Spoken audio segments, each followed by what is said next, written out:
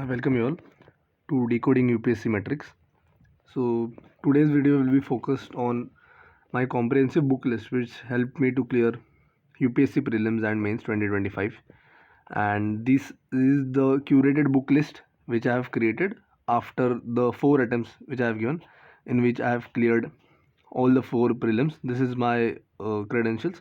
I have cleared all 4 prelims since 2022, and this year I was getting around 126 to 128, though the official answer keys have not been announced. But from the coaching answer key classes, I have been able to get around 128 marks, and this was my 4th mains, and I have cleared UPSC mains this year, and I will be appearing for UPSC interview. So why this video specifically about book list for prelims and mains? Because there are so many notes and so many topper copies and a lot of things in the market that aspirants tend to usually get confused a lot with respect to what sort of content they should prepare, how much that particular book should be read, to what depth. I am seeking to give answers to all these problems in one video. It will not be a very long video. I'll just keep it very crisp and to the point. Firstly हम लोग के जो 6-7 subjects हैं important prelims के लिए, उसमें polity में normally जो लक्ष्मीकांत पढ़ रहे वही हम सब लोग पढ़ेंगे, because the hit accuracy ratio for Laxmikanth is very good. There are lot of question which are coming from Laxmikanth itself across this years. Even in 2024, the delimitation commission question, how many times has the delimitation commission been established, or any other questions related to articles, are mostly covered in Lakshmikant. And the ratio for choosing any other book over Lakshmikant just because a couple of questions might be from it is not time worthy. So you need to be very strategic with respect to it. Secondly, in a separate video I'll also be covering which specific chapters that can be covered from these books, or which chapters can be relatively be left for the end with respect to the UPSC questions which have been asked in the recent past. In geography, 11th and 12th standard NCERT, that is the physical NCERT of geography, physical geography, fundamentals of physical geography ऐसा कुछ तो नाम है, और Indian geography. Either you can do these 2 NCERTs or PMFIS. जब मैं पढ़ रहा था 2-3 साल मतलब अब तक, तो तब तक PMFIS की सिर्फ एनवायरनमेंट बुक आती थी, जोग्राफी की नहीं आती थी. But from what I have seen and I have talk to my friends, so it is also a very good book where all the concepts and the diagrams are much more illustrative than in NCERT. So that is also good to go. But primarily focus on the physical aspects part and the Indian geography aspects part. That's more than enough. You don't need to again read 6, 7, 8, 9, 10 standard की सब geography, because इतना time frankly नहीं रहता किसी के पास, और उसमें से एक आध क्वेश्चन आ भी गया तो wiser approach would be to read these 2 NCERTs and solve as many MCQs and PYQs with respect to geography, NCERTs and the basic syllabus, especially also from those NCERTs which have not been covered till date. For example, अगर आपने सिर्फ 11th और 12th standard की NCERT पढ़ी है, तो आप 6 से लेकर 10 स्टैंडर्ड की NCERT जो है जोग्राफी में, अगर आपको फोमो हो रहा है कि उससे से अगर कुछ छूट जाएगा, तो आप उन NCERT जो आपने नहीं पढ़ा उनके MCQs लगा लीजिए, कहीं से भी ढूंढ लीजिए आप. It will be very easily available on all the coaching websites कि NCERT कंपाइलेशन या फिर बुक्स भी आती है उनकी, या फिर ChatGPT पे डाल दो यार, सबसे easy. Just use any AI and ask, upload that PDF and tell it to make compilations of all the basic questions from that particular PDF for UPSC preliminary exam based on that pattern. It will be very easy to do that. Secondly, फिर history आता है. History में spectrum, this something which I have referred, and ancient और medieval के लिए basic वो NCERT जो आती है, RS शर्मा की और एक दूसरी, I can't remember name. So basically ये दो ओल्ड या फिर न्यू NCERT, इसमें से वही कोई भी पढ़ लो, उससे नहीं फ़र्क पड़ता. और जो नहीं पढ़ी है उस पर वापस ChatGPT पे क्वेश्चन डाल दो कि अदर NCERT से कैसे जो क्वेश्चन बन सकते हैं वो. So this is a very tactical approach, so which also ensures you are completing your syllabus on time, you are covering all the aspects of all the subjects. ऐसा ही नहीं कि पूरे एनवायरनमेंट में पूरी PhD कर डाली और जोग्राफी और पॉलिटी पता ही नहीं है. सो इससे फोमो भी नहीं हो रहा है, क्योंकि आप दूसरे क्वेश्चंस रिवर्स इंजीनियरिंग फॉर्म में कर रहे हो you're doing the questions and you're getting the answers. And just as I even mentioned in my last video, when you make mistakes, purposely make mistakes while solving MCQs, that is, try to also solve the MCQs for particular aspects which you have not read about the subject. For example आपने geography की 11th 12th standard की N पढ़ डाली, अब आप उसके सब PYQs लगाओ, सब दूसरे NCERTs के भी आपको लगते हैं क्वेश्चंस बना सकते हैं, वो भी सॉल्व करो. Don't wait that you will one day complete geography as a whole and you will be able to answer it all the questions. That is never going to happen. Just do the basic. There is always a threshold for these particular exams. वो threshold अगर आपने पार कर लिया, सो उसके बाद आपको सिर्फ revise करना है और MCQs प्रैक्टिस करना है, कॉन्फिडेंस बिल्ड करना है और एग्जीक्यूट करना है और पैटर्न एनालाइज करना है. That's it. और थ्रेशोल्ड में जो बता रहा हूँ, यही बुक्स इतने कर लोगे तो threshold will be cross. If you do this books, if you can answer the basic PYQs is your good measure to understand whether you have crossed the threshold or not. History में spectrum for modern India, that is good enough. हाँ, थोड़ी bulky है, but then it is like a tried and tested book and it has also been use across this इतना years. हाँ, if you are using any other book or if you trust any other book that it will also cover, that is also fine. It is just because I have personally used Spectrum, I can only refer Spectrum. Science में personally PT 365 करता था और उसमें majorly सब cover हो जाते हैं concepts. अगर आपको चाहिए तो आप 2 साल का PT 365 देख सकते हो with respect to only science. So science में ऐसे कि जो करंट है उसमें वो लोग नीचे दे ही देते हैं कि ये स्टैटिक है, ये वो सब है. और सेम अप्रोच कि साइंस में I will solve more sectional MCQs of science of various coaching classes. So एक सिंपल गुरु मंत्र याद रखिए कि जो भी चीज़ आपको लग रहा है बहुत स्कैटर्ड है, इससे कैसे क्वेश्चन हैंडल करने हैं, simple just go and solve MCQs उससे रिलेटेड. कोई भी क्लासेस उठाओ, मतलब अच्छे वाला, कोई भी मतलब कुछ भी उठा दोगे तो देन अगर वो MCQs ही अच्छे से फ्रेम नहीं करे वो फिर वो ट्रैप हो जाएगा. रेप्यूटेड कोचिंग क्लासेस जो भी है, अब उनके उठा लो, उनके साइंस के MCQs कर लो, करंट अफेयर्स के MCQs कर लो. Just keep always when you're in doubt, just use this principle of reverse engineering. That's it. It's very simple. Environment में again I have use PMFIS, उससे मैंने थोड़े शॉर्ट नोट्स निकाले थे that I use to read and yes that was my approach for environment. फिर economics में Mrinal sir के notes मैंने चारों अटेम्प्ट में मैंने मृणाल सर के नोट्स पढ़े, चारों अटेम्प्ट में उससे ही बहुत फ़ायदा हुआ है personally. In not just economics, also कुछ सोशल स्कीम्स भी कवर हो जाते हैं कभी कभी, क्योंकि दो ही बुक्स आर, उनको बहुत क्रिटिसाइज़ किया जाता है, बल्कि but that is also the need of the hour, because he doesn't just cover economics. Sometimes कुछ पॉलिटी के क्वेश्चन आर्टिकल्स में वो मेंशन कर देते हैं. Then social schemes, governance, a lot. तो मुझे कोई पैसा नहीं दे रहा है ये सब जो भी मैं बुक्स बोल रहा हूँ उनको प्रमोट करने के लिए. I am just giving very honest review of what I have use I have found to be helpful. And just as I said, MCQs of those notes, ये एक दूसरा अप्रोच आप कर सकते हो. For example I had done this specifically in environment, you can do this in other areas, क्योंकि तभी ChatGPT I think 2023 के एंड में आया था. उससे पहले what I used to do, I used to read the whole page. और मुझे पता है कि फॉर एग्जाम्पल हाँ, red fort was build by this emperor, तो ऐसा अगर यहाँ पे है आंसर, मतलब वहाँ पे स्टेटमेंट लिखा है समझो NCERT में, सो मुझे पता है मैं ऐसे वैसे पढ़ते रहूँगा 10 बार भी तो शायद मैं भूल सकता हूँ. तो I make a question with pencil ऊपर ही उसके पेज के ऊपर कि हाँ red fort was build by dash. तो मैं अगली बार रिवाइज करते वक्त मैं जो ऊपर में ऐसे ऐसे क्वेश्चन लिखे जहाँ पे पेंसिल से मैं वो पहले पढ़ूंगा और वो मेंटली आंसर सॉल्व करने की कोशिश करूँगा.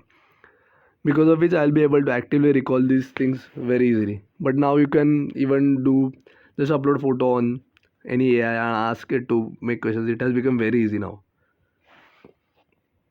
What not to use or which resources to avoid which can eat away a lot of your time and maybe your attempt to. NCERTs की सब पढ़ने की ज़रूरत नहीं है 6 स्टैंडर्ड से बच्चों के जैसे. Only if you have conceptual understanding don't go for very basic NCERT like 6-7 standard. Usually उतनी तो होती है, बट हाँ अगर आपको एकदम ही कुछ if you are not able to understand anything from 11th and 12th NCERTs, then only then, and rather than reading those NCERTs, just watch any other YouTube videos. covering those NCERT. They'll do it in 2 to 3 hours, and you might end up spending more hours, 10 to 15 hours. So it's better just watch some YouTube videos. Experiment नहीं करने का, number 1. और जैसे रोहित शर्मा बोलता है कि hero नहीं बनने का.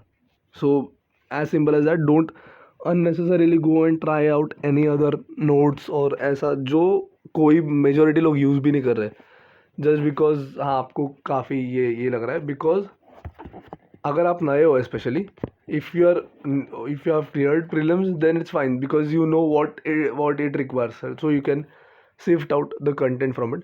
बट अगर आपको नहीं पता है तो हीरो नहीं बनने का. जो बेसिक सब स्टैंडर्ड फॉलो करे उस वो ही कर, क्योंकि कंटेंट की वजह से सिर्फ नहीं निकल रहा है. इट्स नॉट कि अभी सब लोग स्पेक्ट्रम पढ़ रहे हैं, फिर सब लोग वही एनवायरनमेंट PMF पढ़ रहे हैं, तो सब लोगों का क्यों नहीं निकल रहा है? क्योंकि issue is in revision part. I am talking only with respect to the serious aspirant. वो लोग तो पढ़ ही चुके होते हैं सब चीज़ें. तो प्रॉब्लम रिवीजन में आता है, lack of methodic systematic revision plan. And number 2 is the problem of not solving MCQs और PYQs and not knowing the pattern of the examination of UPSC. इसकी वजह से प्रॉब्लम हो रहा है, ना कि ये बुक नहीं पढ़ी, ये बुक पढ़ ली, इसकी वजह से मेरा नहीं हुआ. That will never be the reason, mark my words. Apart from it, DD Basu, GC Leong Khullar, ये सब इतनी बड़ी बड़ी books for any subject, no need to read. Sometimes people use it for optional but surely not for prelims. Prelims सिर्फ निकालना है, you don't need to go in very depth of any subject. Just be very objective and strategic about it. Don't gate overly emotional about any subject. दो मेरे चारों prelims ये हुआ है, but mains में ये चीज़ों की वजह से it has hampered my attempts in the last 3 times, क्योंकि I had very scattered notes, very lot of value addition जो मार्केट में चल रहा है वो बहुत मैंने unnecessarily 1000 जगह से किया था.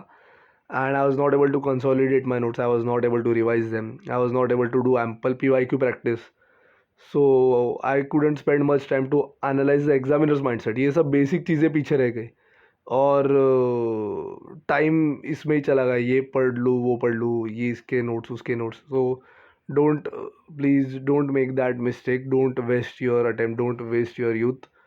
Gate done with this exam and enjoy your life. Try to pursue some hobbies, कुछ अच्छा उस पर फोकस करो, बुक रीड करो. बट ये सब आपको तभी मौका मिलेगा जब आप will be able to clear some और the other exam. So be very strategic with respect to your time and your exam approach. Nitin Sangwan and all दूसरे जो बुक्स रहते हैं वो मैंने पर्सनली रेफ़र नहीं किए आर्ट एंड कल्चर के लिए. सिंपली उसके लिए maybe you can use कोई, I think I had use Rishikesh Reddy sir for art and culture. उनके मेंस के नोट्स है बट उसमें भी काफ़ी मतलब मुझे काम का लगा. No okay. प्रीलिम्स के लिए you can use art and culture का NCERT आता है, फाइन आर्ट्स का 11th स्टैंडर्ड का कुछ तो है. You can just use that. And for mains, प्रहार books I had used generally. मतलब 3-4 अटेम्प्ट में मैंने बहुत यहाँ वहाँ नोट्स यूज़ किए भी है, QEP शिविन सर के ये वो. But personally I found Prahar books to be very comprehensive.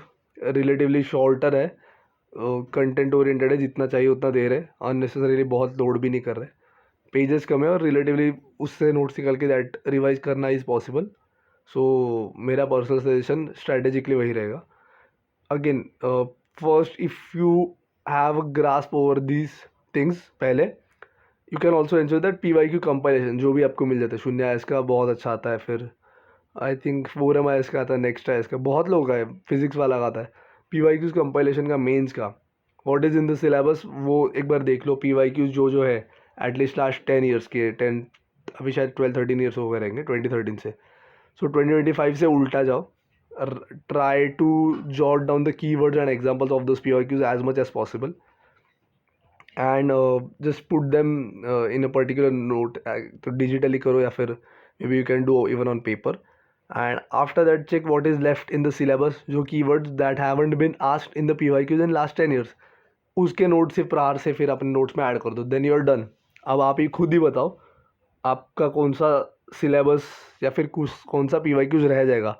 If you prepare in such a strategic manner notes, आपका नोट्स का फोमो हमेशा के लिए ख़त्म. You don't need to think which book to refer, which notes to refer. So आपका content का जो perpetual dilemma रहता है कि from where can I do value addition enrichment ये वो, that is done once and for all. It's done. So you just need to revise, write more answers, get it checked. That's it. And again, another thumb rule: do video lectures of any subject or any concept only and only if you don't understand it. Don't waste a lot of time seeing a lot of videos. I personally, I genuinely don't remember watching any full complete course of videos of any subject for anything. शायद सिर्फ थोड़ा current affairs के लिए कभी मैंने Dipin sir के आते थे वीडियोस पहले, तो वो फर्स्ट सेकंड अटेम्प्ट में किया था. That was good.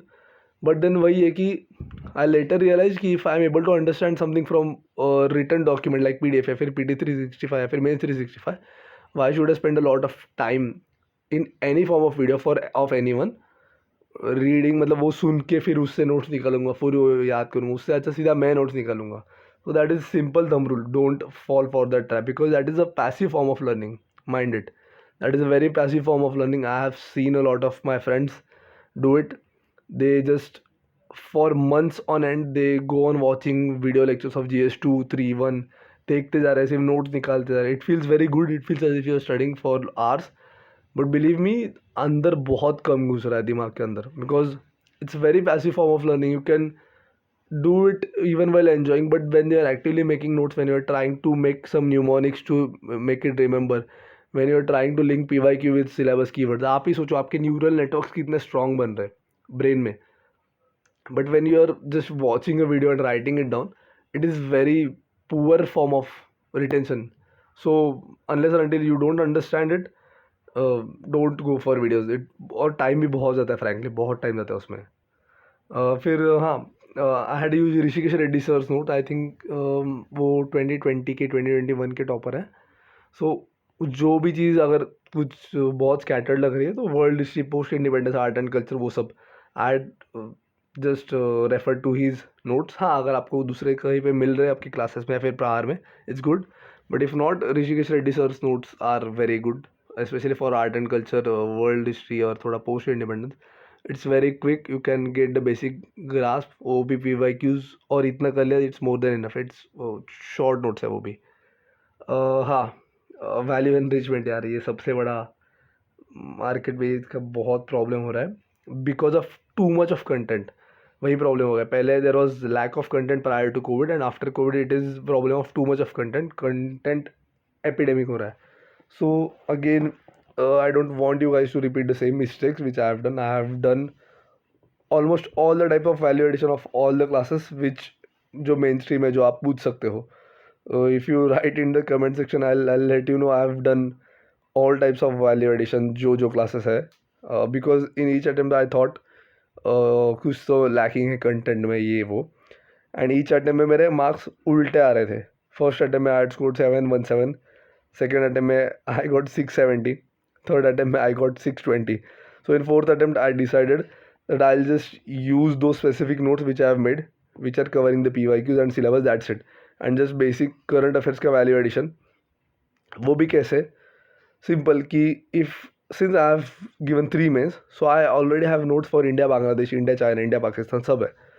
सो सिर्फ अभी एक जो कुछ अपडेट हुआ, okay so this treaty has been enforced और this treaty has been stopped, तो सिर्फ उतना करंट अफेयर्स का वो 2-3 पॉइंट है, वो मैं मेरे नोट्स पे ऐड करूँगा. बाकी तो इंडिया बांग्लादेश चेंज नहीं होगा ना. जो बेसिक इश्यूज़ है, जो चैलेंजेस है, वे फॉरवर्ड जो स्कीम्स इंप्लीमेंट किए, that will remain same perpetually. So why to try to add more and more static type of content from different sources कि ये भी ऐड कर दूंगा पॉइंट. वो फीजेबल है भी क्या? वो लिख पाओगे क्या?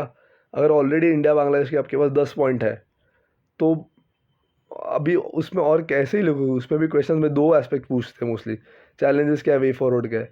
तो आपके चैलेंजेस के आपके पास अगर 10 पॉइंट है तो अभी more than enough. You won't ever need to add any more sort of challenge unless इतना कुछ एकदम ही ऊपर नीचे चेंज होगा, which doesn't happen. So just don't do it. और वैल्यू एडिशन क्या रहता है? बेसिक आर्टिकल जजमेंट्स है, आपके सिलेबस के कीवर्ड से लिंक करो, PYQ से लिंक करो, करंट अफेयर्स का कुछ टॉपिक हो गया उससे लिंक कर दो, टॉपर नोट्स में जो वो जो यूज़ करते कीवर्ड उससे लिंक करो, मॉडल आंसर से लिंक करो, डेटा यूज़ करो, रिपोर्ट्स के नाम यूज़ करो, सिंपल। कोई भी फॉर एग्जांपल कोई भी क्लाइमेट चेंज से रिलेटेड आ गया तो मेरे आंसर में क्या वैल्यू एडिशन दिखेगा, यूएनएफसीसी ऑर्गेनाइजेशन का नाम, IPCC six synthesis assessment report, उसका कुछ तो परसेंटेज रहेगा, इतना परसेंटेज बढ़ा है कम हुआ है, साइक्लोन एक्सेट्रा, लोकेशन रहेगा, यहाँ पे हो रहा है वहाँ पे हो रहा है, और फिर वो वही 5-6 फेनोमेना रहेंगे। एक बायोस्फीयर पे कुछ तो इशू इम्पैक्ट होगा, एक लिथोस्फीयर पे होगा, एक हाइड्रोस्फीयर पे होगा, एक एटमॉस्फेयर पे होगा। तो वही हीट वेव, वाटर, क्या मराइन हीट वेव, सी लेवल राइजिंग, वही सब, वही बेसिक कीवर्ड्स। फिर अभी इसमें आप और क्या वैल्यू एडिशन एनरिचमेंट करोगे? अभी आप एक हाथ कोट कुछ याद रख सकते हो कि हाँ, if this there is no plan B because there is no planet B, ख़त्म।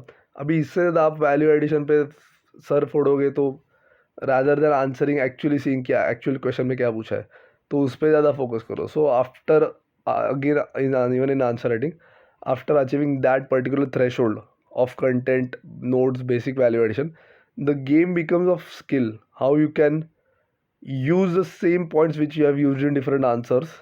तो वही कंटेंट को आप कैसे घुमा सकते हो या फिर आप कैसे ऑन द स्पॉट इनोवेट कर सकते हो, ये आपको तभी आएगा when you will write thousands, मतलब ये मेरा पूरे सब अटेम्प्ट्स का मिला के बोल रहा हूँ, you won't be able to write thousands of answers in a single attempt, but at least 500 answers of GS और सब ऑप्शन मिला के 500-600 आंसर्स के ऊपर जाएगा, तब you will be able to realise and getting those answer checked, उसमें क्या स्ट्रक्चरल इश्यूज आ रहे हैं।